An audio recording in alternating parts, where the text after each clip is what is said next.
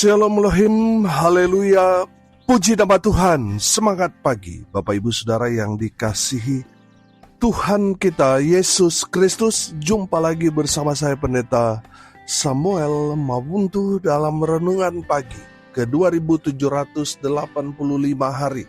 Renungan pagi ini mengudara, puji Tuhan.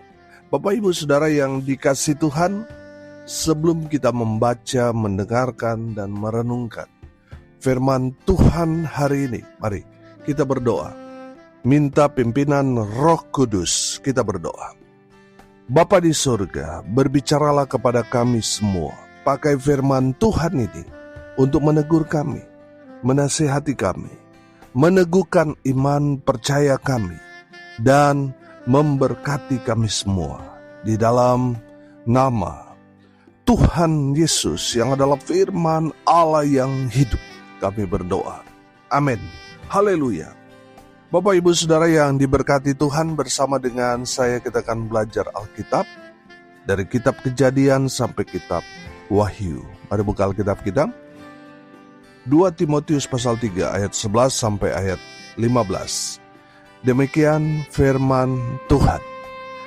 Engkau telah ikut menderita penganiayaan dan sengsara seperti yang telah kuderita di Antiokhia dan di Ikonium dan di Listra. Semua penganiayaan itu kuderita, dan Tuhan telah melepaskan aku daripadanya. Memang setiap orang yang mau hidup beribadah di dalam Kristus Yesus akan menderita aniaya. Sedangkan orang jahat dan penipu akan bertambah jahat. Mereka menyesatkan dan disesatkan. Tetapi hendaklah engkau tetap berpegang pada kebenaran yang telah engkau terima dan engkau yakini, dengan selalu mengingat orang yang telah mengajarkannya kepadamu. Ingatlah juga bahwa dari kecil engkau sudah mengenal kitab suci yang dapat memberi hikmat kepadamu dan menuntun engkau kepada keselamatan oleh iman kepada Kristus Yesus. Amin. Firman Tuhan. Haleluya. Bapak Ibu Saudara yang diberkati Tuhan, dari kebenaran firman Tuhan ini kita belajar yang pertama, bahwa orang yang mau beribadah kepada Tuhan Yesus pasti akan menderita aniaya. Amin. Bapak Ibu sudah perhatikan ayat 11 dan ayat 12.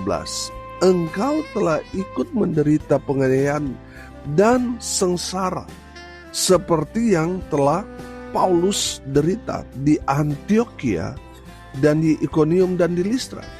Semua penganiayaan itu Paulus derita, dan Tuhan telah melepaskan aku daripadanya. Ayat 12, perhatikan. Memang setiap orang yang mau hidup beribadah di dalam Kristus Yesus akan apa? Akan menderita aniaya. Amin.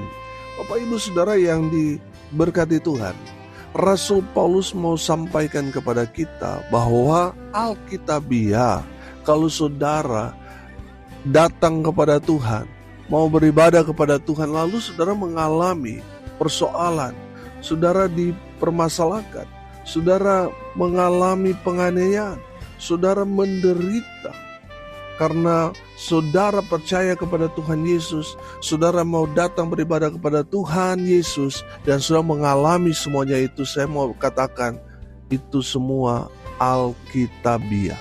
Amin. Saudara, memang orang yang mau beribadah kepada Tuhan menderita, sama seperti dengan Paulus alami. Paulus bukan hanya omon-omon, dia sendiri mengalami. Makanya dia memberikan kesaksian kepada kita semua gereja Tuhan, bahwa kalau saudara mengalami pergumulan, penderitaan, penganiayaan karena Kristus, itu Alkitabiah. Bukan hanya saudara mengalami, tapi itu memang sudah dinubuatkan bahwa orang yang mau beribadah kepada Tuhan, orang yang mau percaya kepada Tuhan Yesus, mereka akan mengalami penganiayaan. Amin. Saudara, penganiayaan ini merupakan ujian bagi kita, orang percaya. Apakah kita sungguh-sungguh ikut Tuhan? atau hanya sekedar hanya ikut-ikutan, semuanya akan diuji pada penderitaan dan penganiayaan itu. Saya ibaratkan penganiayaan itu atau penderitaan itu ibarat dalam proses memuliakan emas itu seperti api. Semakin panas api itu dalam proses emas akan semakin memuliakan emas yang sedang diproses. Bapak, Ibu, Saudara, penganiayaan penderitaan itu adalah proses hidup kita orang percaya. Makanya menjadi orang Kristen itu harus kuat. Amin. Mereka yang gak kuat, saudara, ketika mengalami ujian yang kecil, mereka pasti akan menyerah. Mereka pasti akan mundur. Mereka pasti akan mengkhianati Yesus. Makanya menjadi orang yang sungguh-sungguh percaya kepada Tuhan Yesus, mereka adalah orang-orang yang kuat di dalam Tuhan. Mereka kuat mengalami penderitaan penganiayaan sekalipun. Saudara, kalau kita melihat dalam konteks abad pertama, menjadi orang-orang Kristen di zaman Paulus, di zaman Timotius, bapak-bapak gereja itu sama seperti dengan kita menandatangani surat kematian di atas meterai. Artinya, orang yang percaya pada Tuhan Yesus sudah siap mati untuk Tuhan. Saudara yang dikasih Tuhan, sekarang ini kalau kita melihat, banyak orang menawarkan untuk menjadi orang Kristen, bebas dari masalah, bebas dari pergumulan, yang sakit sembuh, yang bangkrut diberkati, sukses dan sebagainya. Saudara yang dikasih Tuhan, puji Tuhan kalau benar. Tapi kalau tidak terjadi dalam kehidupan orang itu, apa yang terjadi? Akhirnya saudara, orang-orang yang tadinya bukan Kristen lalu mereka menjadi orang Kristen karena tawaran-tawaran yang sepertinya tawaran-tawaran surga itu, saudara, akhirnya mereka menjadi lembek imannya. Ketika mereka mengalami ujian dalam kehidupan mereka sebagai orang percaya, saya yakin dan percaya mereka akan mundur secara teratur. Mereka akan meninggalkan bahkan mengkhianati Yesus. Karena apa? Yang mereka alami dan jalani ternyata berbeda dengan apa yang dikatakan pendeta. Menjadi Kristen, wah semuanya sejahtera. Menjadi Kristen semuanya baik-baik saja. Yang punya banyak hutang lunas, yang sakit sembuh. Tapi kenyataannya mereka yang menjadi Kristen, mereka mengalami ujian, penderitaan dan penganiayaan dalam kehidupan mereka. Bapak, Ibu, Saudara, bersyukurlah saudara kalau saudara mengalami pergumulan, penderitaan, penganiayaan terjadi dalam kehidupan saudara. Karena apa? Karena saudara diproses semakin hari semakin serupa dengan Yesus. Sama seperti Tuhan Yesus datang ke dalam dunia ini. Dia menderita. Jadi kalau saudara menderita, saudara, itu alkitabiah. Amin. Jadi bukan hanya saudara yang menderita. Memang sudah dari zaman Nabi, Yesus sendiri juga menderita. Para Rasul Paulus juga menderita. Bapak-bapak gereja juga menderita. Jadi kalau saudara menjadi percaya lalu saudara tidak menderita, itu tanda tanya besar. Saudara, penderitaan, penganiayaan itu alkitabiah terjadi. Saudara, saya mau kasih contoh sederhana. Ketika saudara mau datang beribadah kepada Tuhan, suami istri, mereka yang tadinya hidup tenang, tiba-tiba iblis merasuki salah satu dari mereka.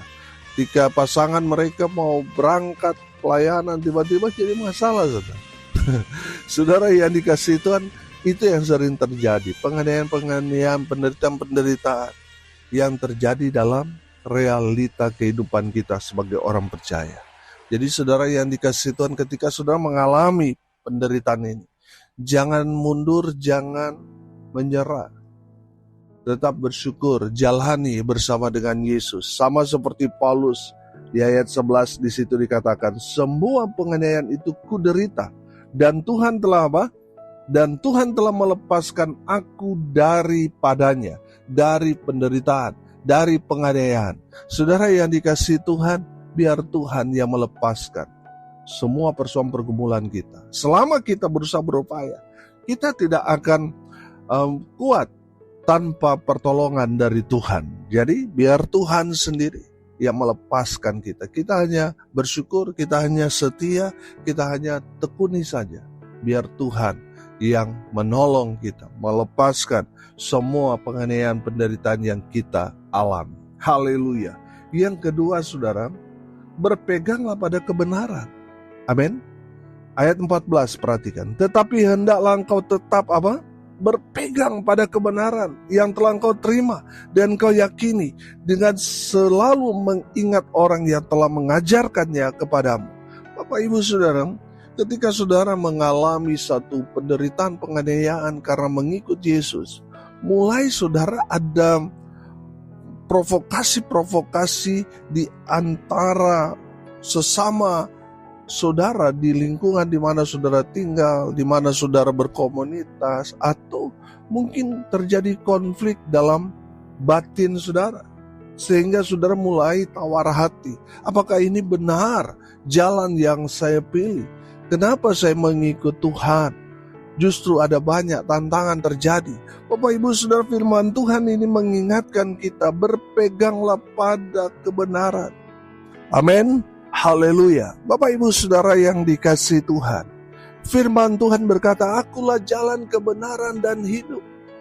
Saudara, kalau saudara berjalan di jalan Tuhan, saudara mengalami tekanan, persoalan, pergumulan, penderitaan, penganiayaan, itu menandakan saudara ada di jalan yang benar.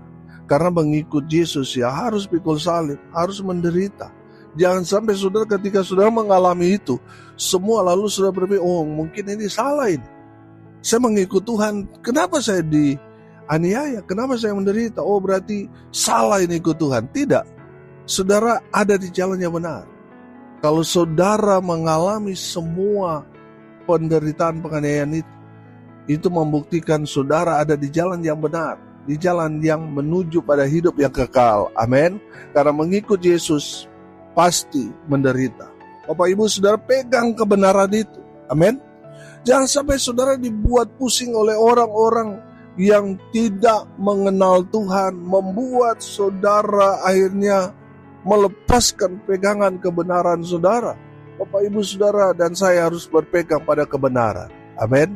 Apa yang kita jalani sekarang ini bersama dengan Yesus, lalu kita mengalami persoalan pergumulan karena iman kita. Kita ada di jalan yang benar, yang menuju pada hidup yang kekal, yaitu surga. Haleluya.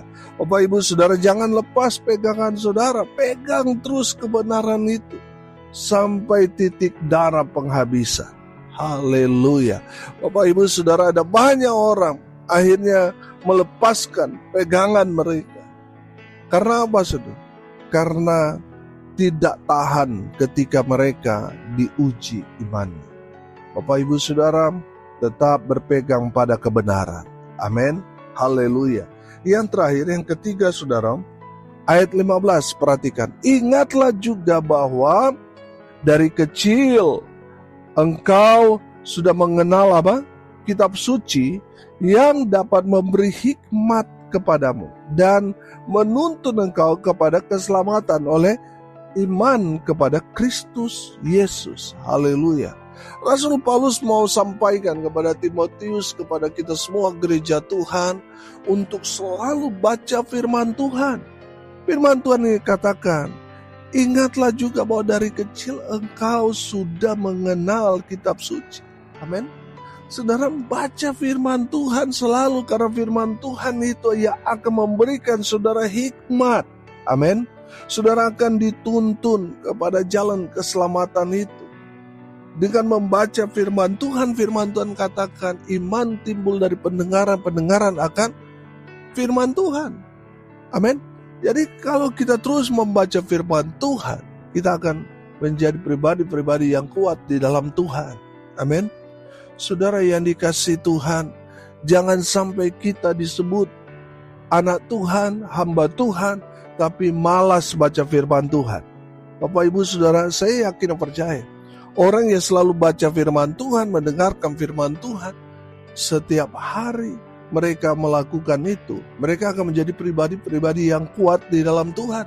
Mereka tidak takut menghadapi semua tantangan, persoalan, pergumulan yang ada di depan mereka. Mereka nggak khawatir, mereka nggak takut, sebab firman itu telah menguatkan mereka. Amin. Bapak Ibu Saudara, kalau firman itu ada di dalam kita, itu sama seperti firman Tuhan katakan, aku di dalam engkau, engkau di dalam aku. Amin. Saudara, kalau Tuhan ada di dalam kita, firman itu ada di dalam kita, saya yakin dan percaya kita pasti diberkati. Amin. Saudara ya dikasih Tuhan, baca firman Tuhan. Jangan sampai kita malas baca firman Tuhan, walaupun hanya satu ayat, itu kekuatan kita. Amin. Makanya ketika kita mengalami satu pergumulan yang berat, saudara, saya yakin dan percaya sudah pernah alami. Di saat kita terpuruk, tiba-tiba firman Tuhan melintas dalam akal dan pikiran kita. Kita mengingat firman itu menjadi kekuatan buat kita, sehingga kita bangkit dari keterpurukan. Karena firman yang sekilas diingatkan Tuhan kepada kita, membuat kita kuat dan bangkit dari pergumulan, dari keterpurukan itu. Amin. Saya yakin dan percaya saudara pernah alami. Saudara yang dikasih Tuhan, mari baca firman Tuhan. Sesibuk apapun saudara dan saya, luangkan waktu untuk membaca firman Tuhan.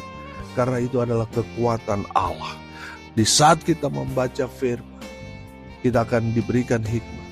Kita akan semakin mengerti, paham, semakin dekat, semakin mengenal Sang Juru Selamat kita, yaitu firman Allah yang hidup, Yesus Kristus Tuhan kita. Amin. Saudara yang dikasih Tuhan, baca firman Tuhan setiap hari. Amin. Hari ini kita belajar, saudara, pesan firman Tuhan kepada kita. Yang pertama, orang yang mau beribadah kepada Tuhan Yesus pasti mengalami penderitaan dan aniaya. Yang kedua, berpeganglah pada kebenaran. Yang ketiga, baca firman Tuhan selalu. Di saat saudara membaca firman, saudara akan diberikan hikmat dari Tuhan, dan saudara semakin intim, semakin mengenal pribadi Yesus Kristus Tuhan kita. Amin. Mari kita berdoa. Terima kasih Bapa di surga, berkat firman yang sungguh memberkati kami. Berkati semua pendengar dimanapun mereka berada. Tuhan memberkati hidup mereka, rumah tangga mereka diberkati, usaha, pekerjaan, pelayanan mereka dibuat beruntung, berhasil dalam segala hal. Mereka yang sakit Tuhan sembuhkan, mereka yang lemah Tuhan kuatkan, Tuhan hibur mereka berduka cita. Dan hamba berdoa biarlah berkat surga turun memenuhi semua pendengar. Bapak Ibu Saudara yang dikasihi Tuhan, arahkanlah hatimu kepada Tuhan dan terimalah berkat dari Tuhan Yesus. Tuhan memberkati engkau dan melindungi engkau. Tuhan menyinari engkau dengan wajah-Nya dan memberi engkau kasih karunia. Tuhan menghadapkan wajah-Nya kepadamu dan memberi engkau damai sejahtera. Di dalam nama Tuhan Yesus, sumber daripada segala berkat. Bapak Ibu Saudara yang percaya, diberkati Tuhan Yesus, katakan amin. Puji Tuhan. Bapak Ibu Saudara yang dikasihi Tuhan, kalau saudara merasa diberkati melalui renungan pagi ini, bagikan juga kepada saudara-saudara yang lain supaya mereka juga diberkati, karena untuk itulah kita dipanggil, untuk jadi berkat. Salam kasih dari Bali. Saya Pendeta Samuel Maubuntu. Sampai jumpa besok pagi. Tuhan Yesus memberkati kita semua. Haleluya.